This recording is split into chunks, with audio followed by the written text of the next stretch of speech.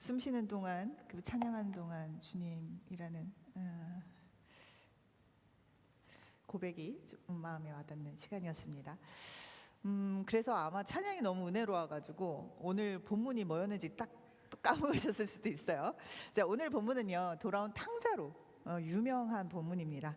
그 돌아온 탕자라는 제목의 일부분을 좀 다루고자 하는데요. 돌아온 탕자는 오늘 본문 맏아들과는 좀 맏아들을 지칭하는 이야기는 아닙니다. 둘째 아들을 지칭하는 사실은 좀 제목이기는 한데요. 여튼 이 돌아온 탕자 둘째 이야기는 너무나 잘 알고 있기 때문에 간략하게 좀 소개를 하자면 아버지 품을 떠나죠. 그래서 살아있는 동안에, 사실 그 당시에는 살아있는 동안에 이렇게 유산을 달라라는 얘기는 아빠 빨리 죽어라 라는 얘기나 마찬가지인데, 그렇게 아버지한테 재산을 받아서 며칠 안에 그냥 다 탕진을 합니다. 그러고 난 다음에 잘못을 뉘우치고 돌아와서 아버지의 종으로 살겠습니다 라는 고백을 할 때 그 고백과는 무관하게 아버님이 기쁘게 두 팔 벌려 이제 맞이하는 내용입니다. 그런데 오늘 그 돌아온 탕자 이후에 이제 맏아들에 대한 이야기를 하고 있는데, 이 맏아들은 정말 돌아왔는지, 아버님 품으로 돌아왔는지 아닌지 사실은 정확하게 이야기되지 않고 그냥 끝납니다. 열린 결말이에요. 그래서 이 부분을 보면서 하나님이 오늘 이 추석에도 불구하고 이렇게 모여있는 우리에게 어떠한 귀한 가르침을 주실지 귀를 쫑긋 세우고 좀 듣는 시간을 갖겠습니다. 자, 요 당시에 이제 요 이야기는요, 실제가 아닙니다. 실제가 아니라 예수님께서 비유로 말씀을 하신 이야기예요. 그래서 그러면 이게 도대체 어떤 상황이길래 예수님께서 비유로 지금 이야기를 하시니까 라는 것들을 먼저 선이 이해하고 난 다음 이 이야기를 보는 게 되게 좋을 것 같습니다. 자, 15장입니다. 오늘 읽은 본문은요, 15장 25절부터 이제 읽었는데 15장 1절하고 2절을 잠깐 살펴볼게요. 15장은 어떻게 되어 있냐면, 모든 세리와 죄인들이 말씀을 들으러 가까이 나아오니 바리새인과 서기관들이 수군거리며 이르되, 이 사람이 죄인을 영접하고 음식을 같이 먹는다 하더라. 자, 요 상황이 어떤 거냐, 무슨 어디 장소인지는 잘 모릅니다. 여튼 예수님이 가는 곳에는 세리, 죄인, 소위 말해서 사실은 이렇게 경건하지 않는 부류의 사람들이 굉장히 많이 예수님을 따라다니고 그의 가르침을 사모했어요. 그러면서 한편으로는 그런 세리와 죄인들은 예수님을 따른 반면, 자신이 성결하다, 주님의 자녀다라고 믿던 바리새인과 서기관은 사실은 이런 예수님을 좀 못마땅했습니다. 뭐냐면 하나님의 자녀인 우리를 어떻게 보면 좀 높이고 같이 교제를 하는 것이 아니라, 우리가 사실 터부시하는 죄인들과 같이 밍글링하고 같이 이렇게 섞이는 예수님을 그렇게 탐탁치 않아 생각하고 하나님의 계명을 지키지 않는 자라고 보았습니다. 여튼 이런 상황에서 이 서로가 마주하지 않을 지금 계층들이, 사실은 여기에선 계급이라고 해도 무방하겠지만 그 사람들이 이렇게 다 모여 있는 상황이에요. 그리고 예수님이 뭐라 말씀하시는지 각자의 이유 때문에 이렇게 쫑긋하고 듣고 있었습니다. 가르침을 배우려고 하는 사람도 있었고, 예수 저놈 뭐라고 얘기하나 하면서 이렇게 보고 있는 상황이었어요. 그럴 때 이제 결코 편한 자리는 아니었습니다. 근데 예수님께서는요, 이렇게 모인 이 상황을 이렇게 파악하시고 난 다음에 이제 비유를 이렇게 쭉 드세요. 그러면서 세 가지 비유가 15장에서는 나옵니다. 하나는요, 지금 3장부터 7장까지요, 잃어버린 양에 대한 비유를 하십니다. 그래서 잃어버린 양과 그 잃어버린 양을 찾아서 어깨에 둘러 매고 오는 이 목자가 얼마나 기쁘겠느냐, 그래서 얼마나 많은 그 마을 사람들과 기쁨을 나누겠느냐 라는 이야기 비유를 하나 드시고, 또 하나는 8절에서 10절입니다. 잃어버린 드라크마라고 하는 이게 은동전을 말하는 건데 이 은동전을 잃은 여인에 대해서 이야기를 해요. 그래서 아마 그것들을 찾았을 때 여인의 기쁨에 대해서 이야기를 합니다. 그러면서 요 지금 15장 10절 이렇게 보면 내가 너희에게 이르노니 이와 같이 죄인 한 사람이 회개하면 하나님의 사자들 앞에 기쁨이 되느니라 라고 이야기를 해요. 그래서 이 잃어버린 양, 잃어버린 어떤 동전을 찾았을 때의 기쁨, 이것이 한 죄인이 회개를 하고 돌아오면 정말 하늘에 속한 모든 것들이 기쁨으로 맞이한다라는 메시지가 담겨져 있다라는 것을 이제 좀 압니다. 자, 이런 거에 가장 큰 가치가 들고 귀가 쫑긋했던 부류가 누굴까요? 세리들과 죄인들은 이 얘기에 쫑긋해서 이 비교들을 듣고 있었을 것입니다. 자, 그러면서 이제는 우리가 잘 알고 있는 한 아버지와 두 아들의 이야기가 나옵니다. 그러면서 이게 앞에 그러니까 둘째 아들에 대해서 이야기를 할 때는 앞에 비유, 그러니까 잃어버린 양 그리고 잃어버린 동전, 요거와 비슷하게 이야기가 전개되는 걸 알 수 있어요. 아버지 좋다, 아버지 돈 줘라. 그러고 나면 아버지랑 멀리 떠나가서 호랑방탕한 생활을 하다가 뉘우치고 다시 아버지 품으로, 아버지 집으로 돌아오는 이야기는 앞의 이야기, 잃어버린 양과 동전과 그것을 찾은 사람들, 곧 둘째 아들이 도망갔다가 다시 왔을 때 아버지의 큰 기쁨을 이렇게 이야기하기 때문에 같은 맥락상의 이야기구나라고 우리가 생각을 할 수가 있습니다.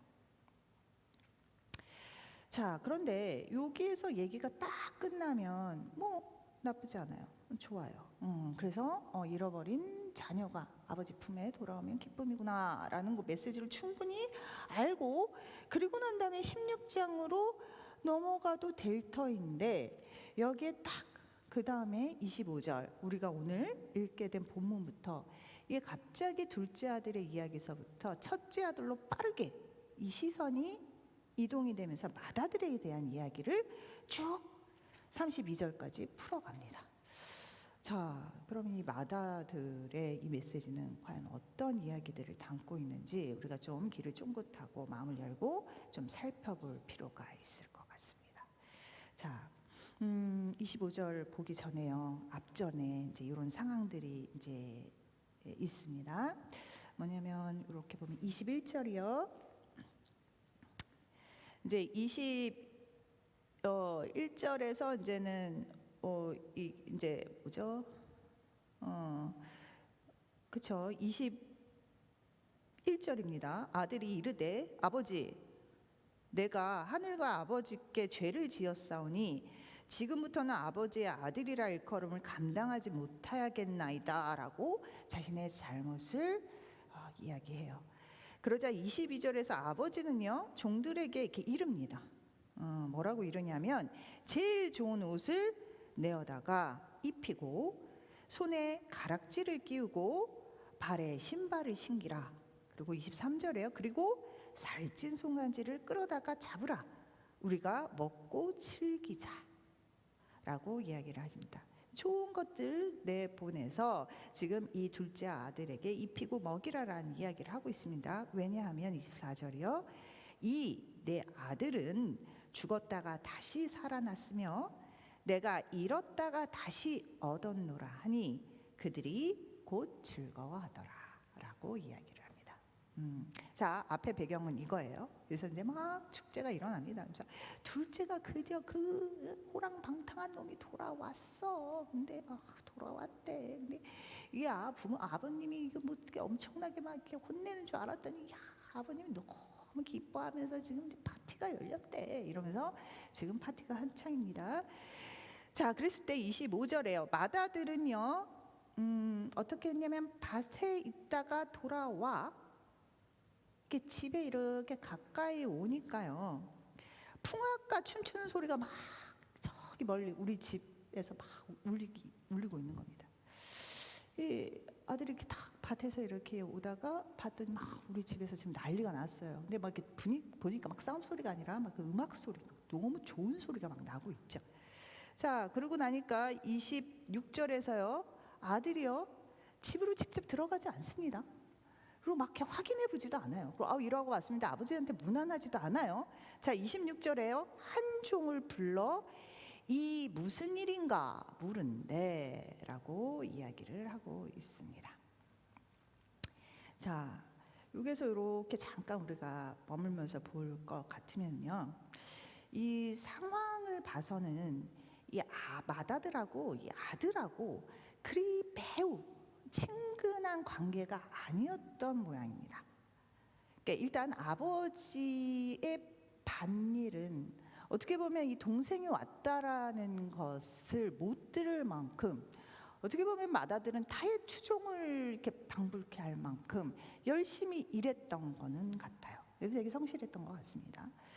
그런데 이 집안의 대소사가 이렇게 그 맏아들한테 빨리 와 닿거나, 혹은 뭐 이렇게 조금이라도 좀 집안에 이상한 게 있다, 그럼 막 달려가지고 무슨 일입니까? 뭐 불편한 게 있습니까? 아니면 뭐 좋은 일 있습니까? 하면서 이렇게 대소사에 관심을 가지고 챙기거나, 혹은 뭐 가족들에게 이렇게 사사건건 이렇게 좀 살피면서 좀 안부를 묻거나, 그런 좀 적극성이 여기에서는 좀 보이지가 않습니다.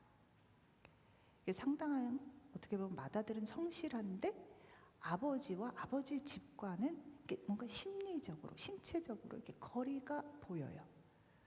그래서 이 일도 이렇게 종을 시켜서 상황을 파악을 합니다. 이런 어떻게 보면 이 심리적이고 이런 좀 정서적인 이 먼 거리감은 이후의 대화를 통해서 좀 더 직접적으로 확인을 할 수가 있는데요. 여튼 그래서 한 종을 불러서 이게 무슨 일인가 하고 이제 파악을 해요. 그랬더니 이제 한 종이 보고를 합니다. 뭐라고 보고를 하느냐? 27절입니다. 대답하되 당신의 동생이 돌아왔음에 하나, 동생이 돌아왔습니다. 근데 두 번째 뭐냐면 당신의 아버지가 건강한 그를 다시 맞아들이게 됨으로 인하여 이 친구가 건강하게, 그래도 몸이 그렇게 해하지 않고 돌아와서 아버지가 혼내지 않고 맞이했다라는 사실을 발견을 하게 돼요. 그래서 뭐요? 세 번째, 살찐 송아지를 잡았나이다 라는 이야기를 듣습니다. 자, 둘째 아들입니다. 아버지 같아요. 자, 배다른 아이도 아닌 것 같습니다. 여기 뭐 정보가 없는 거 보면요. 자, 아버지에게 둘째 아들은 되게 소중한 자녀예요. 곧 이 맏형한테도 사실은 소중한 동생입니다. 그런데 이 동생이 뭐 여튼 호랑방탕한 생활을 했더라도 어디 다치지 않고, 어디 부러지지 않고, 어디 뭐 거의 죽을 지경으로 오지 않고 건강하게 왔다라는 것은 한편으로는 되게 기쁜 소식일 텐데 맏형은 그렇게 보지 않아요. 그러면서 28절에 반응을 합니다. 그가 노하여 들어가고자 하지 아니하거늘. 자, 건강하게 돌아왔다. 그래서 살찐 지금 송아지로 이렇게 잡고 있다라는 얘기에 첫째는 노합니다. 노해요. 여기에 원어에 해당되는 오르기조라고 하는 단어, 원본은 뭐냐면요, 식물과 열맛 속에 즙이 꽉 차 있는 상태. 그래서 오르게라는 말에서 유래가 됐대요. 그러니까 이렇게 물을 흠뻑 먹은 과일, 뭐 이렇게 뭐 식물 뭐 이런 겁니다. 자, 이런 것이 어떻게 보면 그동안 막 쌓여 있던 어떤 그 분노가 꽉 차 있었는데 이 둘째가 돌아왔다. 그래서 이것을 되게 잘 맞이해서 지금 파티가 열린다라는 그 딱 트리거라고 하죠. 딱 이렇게 뭔가 내 분노를 결국엔 폭발시키는 사건이 나타나서 이 친구가 팍 하고 화를 내고 있는 상태입니다. 이 꾹꾹 눌렸던 화가 이 막내가 돌아왔는데 혼내지 않고서 그 친구를 위해서 지금 다시 무엇인가를 하고 있다는 거에 화가 팍 나가지고 지금 걷잡을 수 없는 화를 내고 있어요. 그러면서 이게 들어가고자 아니하거늘, 여기서 굉장히 개역개정은 마일드하게 표현을 했지만 이것은 한 번만 안 들어간다 하고 사양한 게 아닙니다. 그런 강도가 아니었고요, 들어가기를 끝까지 거절했다라는 강도의 단어가 쓰였어요. 그래서 노에서 나는 절대 저기에 들어가지 않는다 라는 결단과 확신을 가지고서 표현을 합니다. 이 부분은요, 아버지 그리고 이 둘째에 대한 멸시와 분노가 가득 차 있음을 고상하게 치장하지 않고 완강하게 표현을 하고 있다라는 얘기입니다. 요때 요 분노가 어디에 쓰이냐면요, 그 단어가 지난주에 봤던 요나서 4장 1절에 쓰입니다. 뭐냐면요, 요나가요 드디어 하나님한테 이렇게 끌려가가지고 니느웨한테서 회개하라 먼저 이렇게 소리를 쳐요. 그거 빠르게 지나가면서 빨리 막 안 들리게 하는데, 문제는 이 얘기에 사람들이 회개를 하게 됩니다. 그래서 이게 너무 못마땅해서 나중에 요나가 화를 내요. 그 화랑 똑같은 단어가 쓰여 있어요. 자, 이런 어떻게 보면 얘네들이 구원을 받았어. 막내가 이게 지금 둘째가 지금 아버지한테 지금 다시 용서를 받았어. 이 화가 사실은 바리새인들과 서기관에도 있어요. 불결하고 불경했기 때문에 사실 율법에서는 게 불길한 어떤 짐승 뭐 이런 거 만지면 안 되거든요. 사실 여자들이 월경을 할 때도 가까이 가면 불결하다고 하고 막 시체 같은 거 만지면 안 된단 말이에요. 그래서 이런 죄인들이나 이런 세속적인 일들을 하고 있는 친구들을 불경하다고 해서 만지면 오염이 된다라고 생각해서 거리를 두고 있단 말이에요. 근데 그런 친구들이 예수님을 따라다니면서 구원을 받는다, 하나님 나라가 선포되니까 막 계속적으로 들끓는 분노와 화가 있었습니다. 마다들과 똑같은 그런 분노였어요. 그래서 마다들, 요나, 그리고 바리새인과 서기관, 뭐 그런 사람들의 어떤 이 분노가 이렇게 계속적으로 있었습니다. 자, 그러면서 여기에서 이렇게 나와요. 그랬더니 이제 아버지가 이렇게 막 나 안 들어가라고 얘기하니까 아버지가 친히 나오세요. 친히 나와서 권합니다. 예, 권해요. 근데 여기서 이렇게 권하다라고 하는 얘기가 뭐냐면, 이 권하다라는 게 파라칼레오라는 의미에서 썼기 때문에 파라 옆에서 칼레오 파라답니다. 이게 뭐냐면 파라클레토스 성령님, 이게 같은 원이거든요. 그러니까 옆에서 말하다. 그러니까 성령님처럼 이 친구가 그래도 잘 마음을 다스리고 그 파티장에 들어갈 수 있도록 옆에서 이렇게 잘 위로하며 격려하며 아버님이 친히 이야기를 해요. 들어가자라고 권면을 합니다. 그런데 그런 권면에도 불구하고, 그래서 사실은 28절이 그냥 한 번 안 들어가, 에이 그냥 들어와라, 요 정도가 아닙니다. 안 들어가 그런다 그러지 말고 들어와라 하면서 이제 계속적으로 이렇게 다독이고 있는 상황이에요. 그러니까 이 아들이 어떻게 하냐면 29절에서 아버지에게 대답하여 이릅니다. 뭐라고 29절에 얘기를 하냐면요, 개역개정에서는 삭제돼 있어요. 그런데 다른 뭐 영어 원본이나 한글 번역에는, 요번에 이제 새롭게 편찬한 한글 번역, 새 한글 번역이나 이렇게 원어에는 어떻게 나와 있냐면 여보시오, 그러니까 아버지를 여보시오, 이보시오, 이것 보세요 하면서 되게 냉정하게 어떻게 보면 거리를 탁 두면서 얘기를 합니다. 이보세요, 여보시오 이러면서 이 아들이 얘기를 해요. 뭐라고 뭐 얘기를 하냐면, 내가 여러 해 아버지를 섬겨 명을 어기지 아니하였거늘 이라고 이야기를 합니다. 그러니까 뭐냐, 나는 아버지를 여러 해 동안 섬겼다, 그리고 명을 어기지 아니했다 하면서 스스로 자신의 이 성실함을 이야기를 합니다. 근데 여러분, 이 얘기 어디서 많이 들어본 것 같지 않습니까? 예수님한테 부자 청년이 오죠. 그러면서 그 부자 청년이 그런 얘기를 합니다.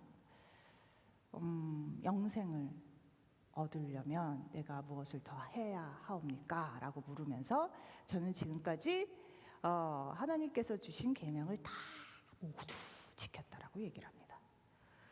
자, 여러분들은 어떤지 모르겠어요. 저 같은 인간, 저는 사실은 그렇게 체계적이고 계획적인 인간이 아니라서 그런지 몰라도 이런 이렇게 얘기, 고백들을 들은 때마다 하고 놀랍니다. 저한테서 단 한 번도 그것을 어기지 않고 지켰나이다. 단 하루도 빼먹지 않고 교회에 나왔나이다. 단 하루도 빼먹지 않고 저는 책상 앞에 앉았나이다. 단 한 번도 거르지 않고 큐티를 했나이다. 뭐 저는 그런 적이 제 인생에 단 한 번도 없기 때문에 사실은 이런 고백을 하는 것 자체가 저는 그냥 인간으로서는 참 대단하다. 인간으로서는 참 오르지 못할 경지에 올랐구나 라는 생각을 하는 그런 고백입니다. 그래서 저는 이것을 고백하는 사람들 보면 좀 한편으로는 내심 좀 존경스러워요. 대단하다. 이게 자기의 억제력, 자기의 인내력, 조절력 대단하다라고 싶어요. 근데 이 마지가 이런 부자 청년과 같이 그런 모양이었나 봐요. 내 아버지를 여러 해 동안 섬기는데 그 명을 거스르지 않았대요. 그런데 앞에선 여보쇼라고 얘기하면서 이렇게 얘기를 합니다. 그러면서 지금 그분께서 이제 마디께서 계속적으로 얘기하는 게 뭐냐면, 난 이렇게까지 열심히 했는데 내게는 염소 새끼도 주어 나와 내 벗으로 즐기게 하신 일이 없더니 라며, 내가 이렇게 열심히 섬기고 헌신을 했는데 아버지는 단 한 번도 아버지의 이 어떻게 보면 이 둘째와 나 이 대우, 이 불합리한 사랑으로 인해서 나는 단 한 번도 아버지 밑에서 정말 즐겁거나 기쁜 적이 하나도 없었습니다 라고 이야기를 합니다. 자, 지금 이제 둘째가 왔으니 가자라고 얘기를 하는데 안 가요. 그냥 가자, 안 가요. 이러다가 이제 이 친구가 본심이 나오는 거예요. 나 열애했던 아버지 한 번도 내가 명을 안 지킨 적 없는데 어떻게 이럴 수가 있습니까? 아버님의 이 불합리한 사랑으로 인해서는 단 한 번도 아버지랑 있었을 때 기쁘거나 즐겁거나 좋았던 적이 없어요 라고 얘기를 하는 겁니다. 자, 그러면서 30절에 이렇게 얘기해요. 그러면서 제가 어떤 인간이냐면 아버지의 살림을 창녀들과 함께 삼켜버린 이 아들, 내 동생 아니고요, 우리 아버지의 아들 아니고 당신 아들, 당신 아들. 이 당신 아들이 지금 무엇을 했는지 아십니까? 아버지의 살림, 당신, 곧 내가 물려받아야 하는 어느 부분에서의 그 살림을 창녀들과 함께 삼켜버렸습니다 라고, 동생을 이라는 마음도 없고, 그러니까 굉장히 냉정하죠. 지금 냉정하면서도 사실 또 사실에 근거해서 아들을 비난하지도 않아요. 그냥 추측. 그렇게 다 호랑방탕하면 어떤 일을 하냐면 다 기집질하고 다닐 거야 하는 이 마다들의 이 생각으로 지금 둘째를 사실은 정죄하고 있습니다. 사실은 그 앞에 여러 가지 막 호랑방탕한 생활들을 얘기를 하고 있는데 이 창녀 기집질을 했다는 얘기는 안 나와요. 근데 이 마다들은 그렇게 지금 생각을 하고 있습니다. 뭐 상담학적으로 보면요, 이런 부분들이 뭐냐면요, 그림자 이론이라고 해요. 그래서 내가 율법적으로 안 해야지, 난 절대로 이건 하지 말아야지, 하지만 나는 알아요, 이것을 할 수 있는 인간이라는 것. 하지만 도덕적으로 율법적으로 막 안 하려고 하는 것들을 이렇게 꾹꾹 눌려놓고 있는데, 누군가가 다 그 대상이 뭔가 그런 낌새가 있다 그러면 너 그런 거 있지 라고 하면서 이렇게 대신 비난하고 비판하고 하는 그런 좀 심리적인 작용이 있습니다. 그러니까 이 마다들은 이런 성에 대한 뭔가 계집들하고 놀고 싶어하는 어떤 뭔가의 욕구가 있었을지도 몰라요. 왜 하고 많은 호랑방탕한 생활 중에서 이 창녀와 연관시켜서 얘기를 했을까? 여튼요, 이건 뭐 논외니까요. 근데 이런 식으로 하면서 이제 막 매도를 합니다. 그리고 난다면서요, 이런 자를 위해서 살찐 송아리를 잡았다고 아버지를 엄청나게 비난을 해요. 자, 지금 이 마다들의 시점에서는 지금 뭐가 보입니까? 마다들의 시점에서는 뭐가 보여요? 아버지, 이 불합리한 자, 동생 진짜 양아치, 이런 불합리하고 편협한 자가 이렇게 부류가 있어요. 거기에 홀로 외롭게 충직하게 성실하게 지금 일하고 있는 본인이 있습니다. 그래서 이런 자들을 위해서 내가 여러 해 동안 아버지의 뜻을 섬기는 양, 내 뜻과 꿈을 포기하고 기쁨도 없이 즐거움도 없이 살았는데, 아버지는 그런 나를 올라주고 이 아버지의 공정하지 않고 불합리한 사랑으로 인해서 어디 말조차 썩기도 참 그런 인간이나 죄인들한테 사실은 내가 취해도 사실은 부족하거나 아쉬움 없는 것들을 저자들한테 나눠주고 있다라는 것에, 거기에 계속해서 나의 시간과 수고를 들여가며 애쓰고 있는 내 인생이 너무나 불쌍해서 강한 자기 연민과 지독한 자기 사랑으로 한편으로 분노를 하고 화가 치밀어 오른 상태가 되어 있습니다. 이 첫째는요, 사실은요, 아버지한테 이렇게 얘기를 하고 있는 것 같아요. 내가 이런 대우를 받자고 이 노력을 한 줄 아십니까? 내가 이런 자들과 어울리려고 그동안 희생하고 수고한 줄 아십니까? 라고 대들고 있는 것 같아요. 그러면서 더 깊이 내려가면요, 저들과 저는 어울릴 수 있는 사람들이 아닙니다. 나는 저들과 달라요. 저들은 나랑 어울릴 만한 자격이 되는 사람이 아닙니다. 아버지, 그러니 정신 차리시고 이제는 나를 보시고 나에게 합당한 대우와 목을 이제는 주십시오. 언제까지 저를 이렇게 비참하게 이 자리에 두고 계실 겁니까? 언제까지 아버지의 뜻을 위해서 제가 헌신하고 수고하며 참고 살아야 합니까? 저는 이제 할 만큼 했습니다. 라고 지금 한 번도 얘기하지 않은 말들을 우르르 얘기를 하고 있는 듯합니다. 자, 여러분들, 이렇게 정서가 여러 가지가 있는데요. 분노, 화가 난다는 거는요, 뭐냐면요, 어떤 기준이 그 사람에게 있는 겁니다. 어떤 것들을 넘어가면 안 되는 기준.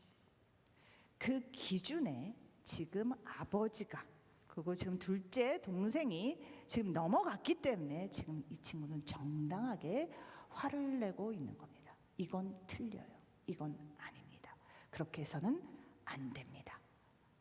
분노하는 내 말이 맞아요. 자, 이런 지금 베이스가 깔려 있는 대화들이 오고 가고 있어요. 자, 이 관계를 이렇게 가만히 보면요, 이건 아버지와 자녀의 관계라고 보기는 좀 어렵고요. 흡사 고용주와 이렇게 노동자와의 관계와 좀 비슷합니다. 이게 하라는 대로 했습니다. 그러니까 그만한 대가를 주십시오. 그렇지 않으면 나는 화를 낼 거고 보이콧을 할 것입니다. 내가 정당하게 노동했고 수고했으니 그만한 대가를 주든가, 그렇지 않으면 당신은 악덕 주인입니다 라고 이야기하는 지금 관계와 비슷해요. 무엇인가 내 수고와 내 노동의 대가를 원하는 것입니다. 자, 마지는요, 아버지를 섬겼다라고 얘기를 해요. 근데 마지는요, 아버지에 대한 확신, 사랑에 대한 확신은 없었던 것 같습니다. 그래서 아버지의 뜻, 아버지의 사랑 뭐 이런 것들을 먼저 헤아리기보다는요. 어떻게 보면 기쁨 없는 어떻게 보면 헌신과 수고들을 하면서 뭔가 자기의 돌아올 보상 그 대가를 바라고 있었던 것 같아요. 혹은 뭐 그렇게 어느 정도 돼야 되는 어떤 내가 이렇게 헌신과 노력을 하면 일들이 이렇게 이렇게 진행될 거야. 가족들이 이렇게 이렇게 움직이겠지라고 열심히 하고 있는데 통제하고 있는데 무엇인가 그건들이 아버지가 협조를 안 해주고 둘째가 협조를 안 해줘서 무엇인가 굉장히 화가 난 상태인 것 같습니다. 자, 아버지는요 이런 첫째에게 31절과 32절을 가지고서 맏아들이 미처 몰랐던 아버지의 진정한 뜻을 밝힙니다. 첫 번째는요, 아버지는 31절에서 너는 항상 나와 함께 있으니 내 것이 다 내 것이다 라는 진실을 알려줍니다. 자, 너는 항상 나와 함께 있으니 내 것이 다 내 것이다. 이 얘기가 또 한 번 우리를 에덴 동산으로 이렇게 날아가게 합니다. 에덴에서는 모든 것이 우리의 것이었습니다. 우리는요 하나님이 창조하시는 참 좋았다라고 하는 이 모든 창조기들을 우리가 누리고 다스리고 번성케 하는 특권이 있었어요. 근데 이 모든 것이 이 선악과 사건으로 비틀어지고 틀어지면서 사실은 이 하나님과의 단절이 옵니다. 그렇지만 너무나 감사하게도 하나님께서는 우리를 다시 연결할, 다시 사귀려는 목적을 가지고 계셨어요. 예수님을 우리에게 보내주셨습니다. 그리고 대속 제물로 그를 십자가에 드려요. 그러면서 하나님께서는 다 아닙니다. 우리는 그 기준을 잘 모르겠지만 택하십니다. 그리고 하나님과 지금도 여전히 사귐을 진행하고 계세요. 그게 지금 추석에도 불구하고 여기에 앉아있는 우리들입니다. 그래서 우리는요 하나님의 택함을 받고 아버지와 예수님 그리고 성령님과 친밀한 사귐을 가능하게 했고 그 사귐을 가지고서 살아가고 있어요. 그분의 뜻에 따라서 우리의 상태와는 상관없이 하나님은 우리와 언제나 함께 계시고 그가 스스로 세운 약속으로 인해서요. 그리고 하나님 나라의 다양한 복을 우리가 맛보고 경험할 수 있도록 하나님은 우리에게 제공해 주시고 경험케 해 주십니다. 주의 나라를, 주님의 영광을, 선한 행실을 하는 데 있어 부족함 없이 하나님은 우리에게 능력과 은혜를 제공해 주십니다. 그런데 마지는요 도대체 무엇을 놓쳤기에 이 은혜를 잃어버렸을까요? 마지는요 아버지를 섬기고 그의 모든 것을 모두 지키고자 열심히 일했습니다. 밭에 가서 일 열심히 했고요. 아버지의 명을요 하나도 거스르지 않고 지켰습니다. 그런데 너무나 불쌍한 것은요 이 친구가 아버지와 그 아버지의 진정한 뜻을 몰랐던 것 같아요. 몰랐어요. 그래서 이 아버지랑 함께하고 그의 뜻을 배우고 그의 뜻을 함께 꿈꾸며 함께 일구어가는 그 연합과 교제의 기쁨과 즐거움이 없었습니다. 그는요 아버지의 소유를 위해서 그냥 열심히 일했어요. 그의 뜻도 모른 채 아버지를 섬겼고요. 그의 명을 따랐습니다. 그래서요. 교제가 아버지랑 그리 많지 않은 관계 속에서 헌신을 했고요. 그래서 교제가 없었기 때문에 즐거움이 없는 순종을 열심히 했어요. 그래서 그의 순종이 정작 그리고 그의 헌신이 정작 아버지와 그의 뜻이었는가라고 묻는다면 마다들은 사실 생각이 많아질 겁니다. 어쩌면 마다들은요, 아버지의 보호하심, 아버지의 능력, 아버지의 소유, 그것을 바라보며 수고하고 헌신했을지 모릅니다. 혹은요, 그냥 헌신과 어떻게 보면 그 수고를 하지 않으면 내가 너무나 불안하고 두렵기 때문에 그냥 계속 나의 불안을 위해서, 나의 두려움을 위해서 헌신과 수고를 열심히 하고 있었을지 몰라요. 결국은 자기 자신, 그렇게 하지 않으면 불편하고 되게 힘들어지는 자기 자신 때문에 수고와 열심을 열심히 하고 있었을지도 모릅니다. 혹은요, 수고와 헌신의 대가를 생각하면서 열심히 했을 수도 있어요. 그래서 이 친구의 수고와 헌신은 진짜 아버지의 뜻, 아버지라기보다는 그냥 그 아버지의 뜻, 아버지가 이렇게 원하는 것들이겠지 하는 자기가 투영하는 어떠한 형상 속에서 열심히 순종과 헌신을 하고 있었을지 모르겠습니다. 왜냐하면 아버지의 뜻을 몰라요, 이 친구가. 아버지의 기쁨에 같이 동조하지 못해요. 왜냐하면 아버지는 아버지의 뜻이 이루어졌기 때문에 너무나 기뻐했는데 이 친구는 기뻐할 수가 없어요. 왜? 아버지의 뜻이 내 뜻이 아니었으니까요. 자, 두 번째는요, 이 마지가 몰랐던 건 뭐냐면요, 자, 이게 진짜 본격적인 아버지의 뜻입니다. 내 동생이 죽었다가 살아났으며 내가 잃었다가 얻었기로 우리가 즐거워하고 기뻐하는 것이 마땅하니라. 마땅해.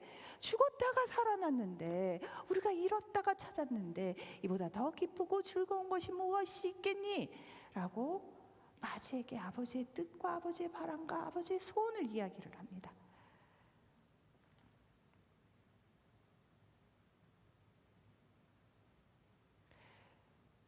영생을 얻고자 계명을 막 열심히 지켰던 부자 청년, 그 지독한 니느웨를 구원하신 아버지의 뜻에 분노했던 요나, 그리고 구원 메시아를 기다리면서 모든 음식 절차, 손 씻는 법, 기도하는 법, 600몇 가지의 율법들을 세우고 지키며 살았던 바리새인들과 서기관들, 그리고 아버지의 명을 단 한 번도 어기지 않고 몇 년씩 아버지의 뜻을 지켰던 마다들, 이들은요 그 열심을 하면서도 진정 천하보다 귀한 한 영혼을 살아가시는 아버지의 뜻을 몰랐어요. 그것에 관심이 없었어요.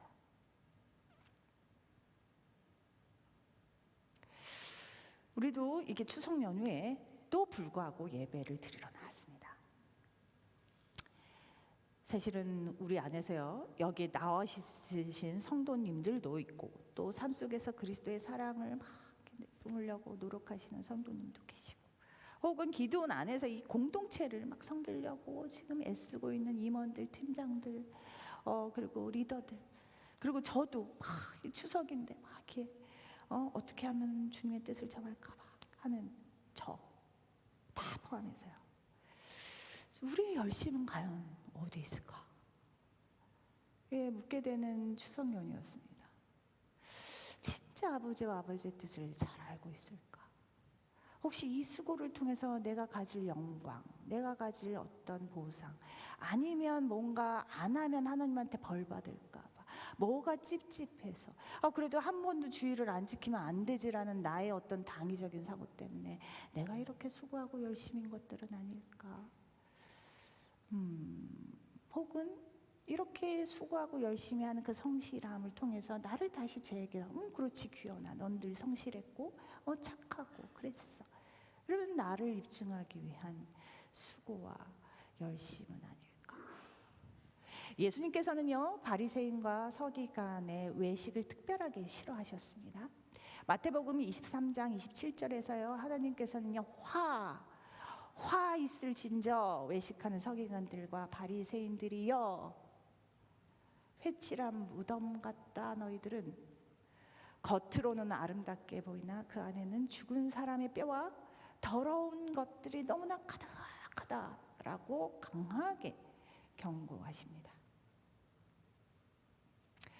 자, 예수님의 사역 당시에는요, 진짜 많은 죄인들과 정말 상종도 안 했던 어떻게 보면 가장 하층민들, 그리고 세리들, 예수님이 가시는 그곳마다 사람들이, 그 영들이, 그 소외되고 지쳤고 더럽다고 편견 속에 항상 낙인 찍혀 살았던 이들이, 영들이 살아나기 시작했어요. 그래서 진짜 예수님이 전하시는 하나님의 선포는요, 하나님 나라의 선포는요, 진짜 굿뉴스였어요. 복음이었어요. 그들의 영을 살리는 소식이었어요. 자, 잃어버린 양 한 마리 찾는 것도 기쁩니다. 아주 잃어버린 동전 하나 딱 찾아도 기뻐요. 하물며 한 영혼이 돌아오는 것이 얼마나 기쁘겠습니까? 마다들은요, 동생의 이 방황함을 누구보다도 아파했어야 했습니다. 그리고요, 잃어버린 양을 찾듯이요, 동전을 찾듯이요, 사방을 뒤졌어야 했어요. 동생을 뒤져 찾아냈어야 했어요. 그리고 다시 아버지의 품으로 돌아올 수 있도록 노력했어야 됐어요. 수고했어야 됐어요. 말 듣지 않으면 중보라도 하면서 끊임없이 아버지 집으로 돌아오려고 그 수고를 했어야 했습니다. 그런데 마지는 정작 열심히 일했던 것이요, 밭에 나가서요 일했어요. 아버지의 명을 지키려고요 일했어요. 벗들을 불러서요 살찐 염소를 막 교제할 시간도 없이 열심히 바쁘게 일했어요. 그 헌신과 수고가요, 이 영혼 세우고 돌아오는 데는 하등 연관되지 않은 일들을 열심히 하며 수많은 시간들을 보냈어요.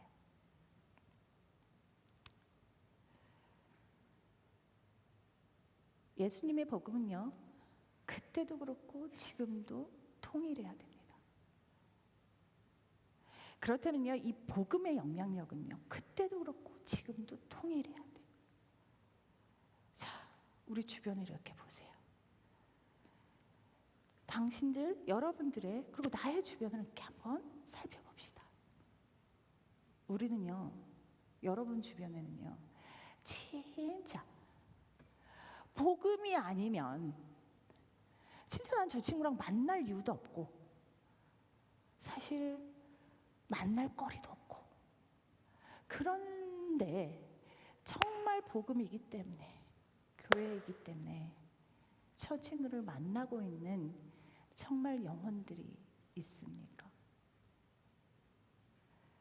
아니면 정말 바리새인과 서기관처럼요, 많은 하나님의 가르침을 알고 많은 행실들을 보이고 있지만요, 내 안에서는요, 저 사람, 저 자식, 저 XX 하면서 비난과 정죄, 그래서 내가 늘 쟤 때문에 시간을 허비하고 노력하는 것이 신경질 나서 꼭꼭 참으면서 언제라도 터질 것 같은 그런 시간들과 감정들에 힘겨워하며 보내고 있습니까? 그래서 늘 끼리끼리 모여서, 그래 우리는 역시 통하니까, 저 친구들 끼면 너무 재미없지, 이러고 살아가고 있는 것은 아닙니까?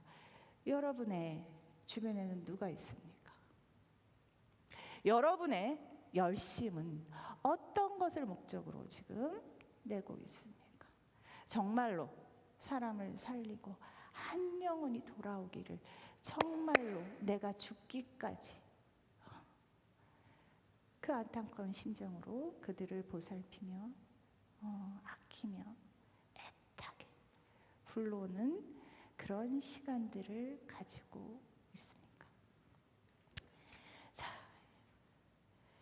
이 얘기를 지금 그 당시로 다시 돌아가서 예수님이 이 얘기를 비유를 할 때 바리새인들, 서기관, 세리들, 죄인들이 있는 앞에서 이 비유를 들었습니다. 자, 바리새인과 서기관의 마음은 어떨까요? 이 비유를 못 알아먹었을까요? 자, 이들은 이 얘기를 듣고 어떠한 것들이 마음 안에 올라오고 사실은 그 이후의 삶들을 결단하고 나아갔을까요? 저 자식, 저 미친 엑스 죽여야지 라고 했을까요? 아니면 그 속에서도 돌아오는 자들이 있었을까요? 자, 당신들, 우리들은 어떠할까요? 지금 우리의 삶 속에서는 우리가 오랫동안 이 신앙생활을 하면서 오랫동안 교회 섬김을 하면서 지금 나한테서는 회칠한 부분은 없는가? 내 주변의 내 지체들을 보면서 내가 편견과 어떻게 보면 계층, 뭐겠어요? 직업 혹은 외모, 나이, 뭐 이런 여러 가지로 저 사람은 싫어, 저 사람은 별로야, 이 친구는 좀 사귈 만한데? 라고 어떻게 보면 우리가 그렇게 셀렉티브하게 사람들을 만나고 사귀고 있는 것은 아닙니까? 자, 오늘 추석입니다. 가족 안에서도 분명히 그럴 거야. 저 친척은 만나고 싶지 않아. 저 친구는 좋아. 저 친구랑만 놀아야지. 내지는 이 안에서도 저 친구랑 옆에 안 놔줘야지. 저 친구랑 멀리 떨어져야지. 자, 아버님의 심정. 죽었다가 살아났으며 내가 잃었던 것을 얻었다라고 하는 어떠한 외형적이고 세리와 재행 같은 어떠한 둘째 아들의 이 온갖 배신과 이 온갖 양아치 같은 짓들 다 떠나서 그 한 영혼을 바라보며 그 한 영혼이 하나님과의 진실한 사귐이 있기를 바라고 고대하며 꿈꾸는 그런 우리들 되었으면 좋겠습니다. 자, 이틀 동안 아직까지 월화 아직 휴일이죠. 휴일 동안요. 여러분들 저는 그 생각이 들더라고요. 저는 신앙생활 이렇게 하다 보면 이렇게 마음에 확 덧꽂히는 책들이 있습니다. 저는 요즘에 우리 10점에서 마태복음을 한번 이틀 동안 한번 일독을 해보시는 건 어떨까 싶습니다. 마태복음은요, 유대인들한테 대상으로 쓴 예수님의 행적을 이야기하고 있습니다. 우리 안에서도 오랜 신앙 속에서 신앙생활 속에서 혹시 나 역시 맏아들 같은 면이 있지 않았나? 나 처음에는 둘째 아들이었는데 나는 어느새 맏아들이 되어서 지금 맏아들과 같이 돌아온 탕자 혹은 탕자들을 내가 맏아들과 같은 시선으로 바라보고 있지 않은지는 한번 확인하고 점검하며 주님 안에서 다시 돌아온 탕자가 되어 하나님한테 안기는 그런 축복의 이틀이 될 수 있도록 기도하면서 준비하는 시간을 가졌으면 좋겠습니다.